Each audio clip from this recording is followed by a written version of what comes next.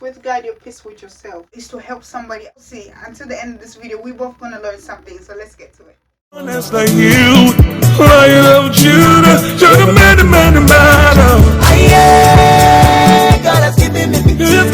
Hello guys, it's Eben. Welcome back. I know this is something that most people don't think about. What makes people happy besides getting a new car, besides opening a new business? All these materialistic things that we have, that we buy, is that the only thing that makes you happy, or there's something else that is deeper?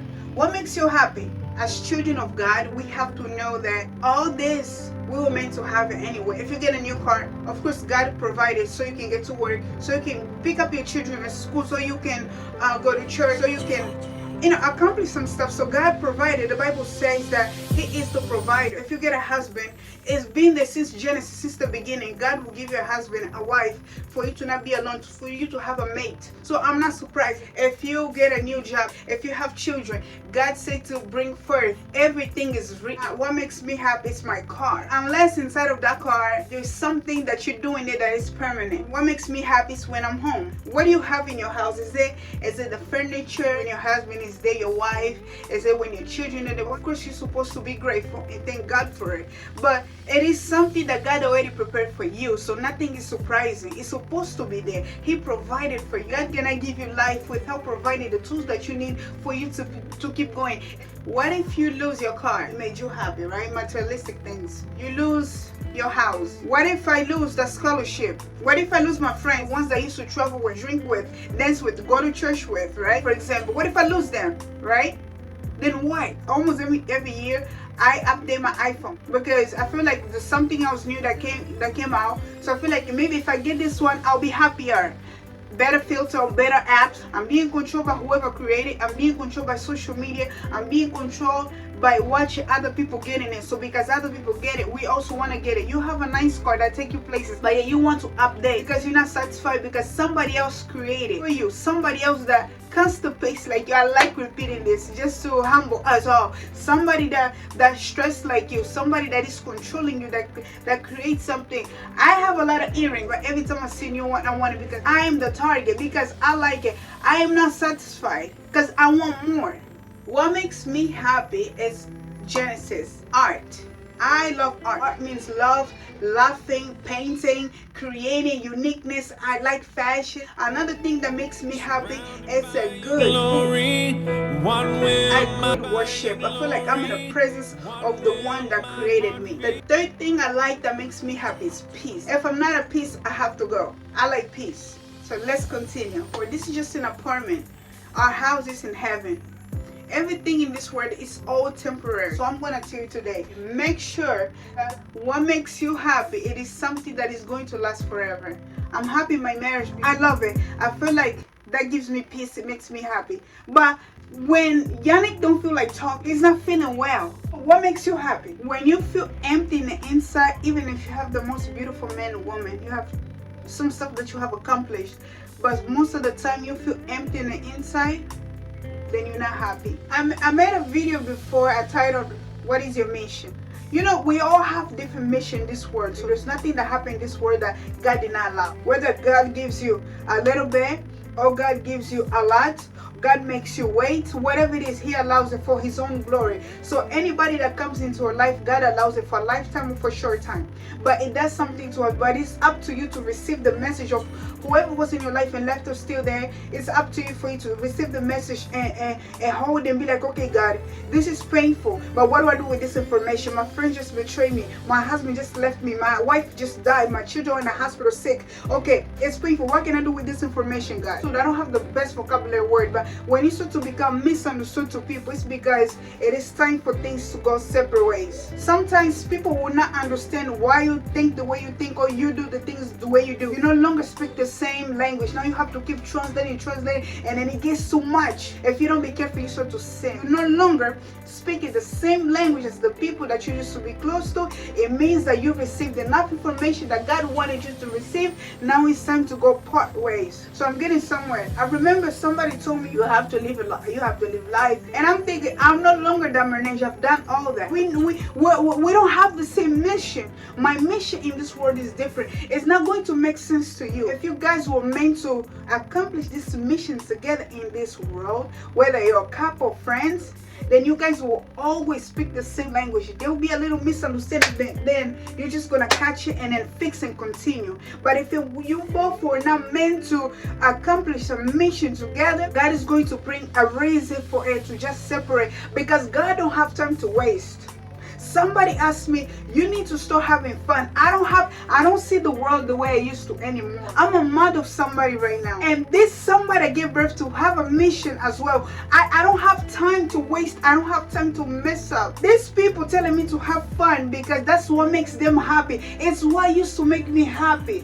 But our mission is different. I cannot do that anymore. You know, you could go have fun and come back alive. If I go, I could die. I'm in danger because I was born for a different mission. You were also born for a different mission. But for me, I have something else that I need to be working on. I'm working on something that is permanent. Alright, maybe they have started already. Maybe they will start later. But maybe my mission was supposed to be in May. God wants me to start in May. You're not supposed to tell people what your mission is unless God shows you a vision that this is the person that you're supposed to accomplish this mission with. If this is not the person that God created to accomplish this mission with, then you're going to delay your mission in this world. People were not born together. We will not be judged together. We will not die together. Even if we have the same birthday, even if we die together, but the judgment will be different.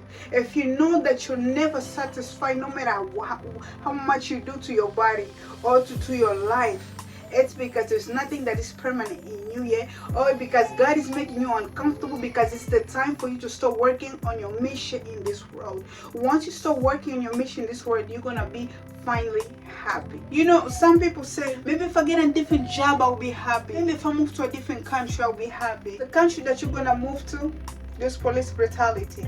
The country you're gonna move to, it's okay to be gay and get married. There's a lot of stuff going on. So there's nowhere that you're gonna go that is gonna be 100% okay. There's always going to be problem in your marriage, in your house, in your job, in your church. There's going to be problem everywhere. Some people think that marriage will fix all their issues. Unless God created that husband, that wife to bring you some type of verses, some type of words that will help you for you to stop being happy. Unless that person come with the good news with Jesus Christ to put in you for you to be happy. If you think it is going to be the solution of all your issues and you're going to go get married because everybody else getting married, you'll never be happy. If you think if you just get a car, I used to think, God, if you just give me papers, I was thinking, okay, I'm going to be happy.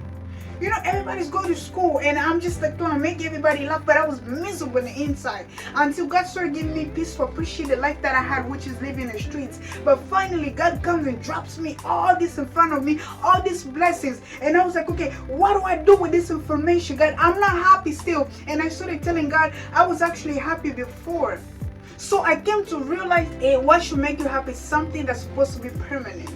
All this is not surprising. He's supposed to give you papers because he brought me to America, he told me. The Bible says he's going to provide. He's a provider. He's the father of the fatherless, of the homeless, of the hopeless. Okay, of the pressure. He is going to be there. I will never leave nor forsake you. So none of this is surprising. I was thinking, if God just give me paper, maybe I'm going to be happy. What do you mean? It's supposed to be He's supposed to give it to you for you to have it. So once I receive it, I will still not happy. A lot of people call it ungrateful. That's not what it is. I'm the type of person that I need to know every single day, why was I born? What is my mission? Because I was so worried about what is my mission in this world. I'm not talking about materialistic things, because this will not take me to heaven. This is just something that we add for us to feel better, to smell better, okay? Or to fake to people. Those are filters. What makes you happy? Jesus Christ is permanent. He is the way. He is the God of yesterday and today and forever. If you don't have the God of yesterday, today, and forever in you, you will never be happy, because it's not permanent, because there's no hope, because there's no future. Be happy to be given a second chance to see another day. To see another day means that there's hope.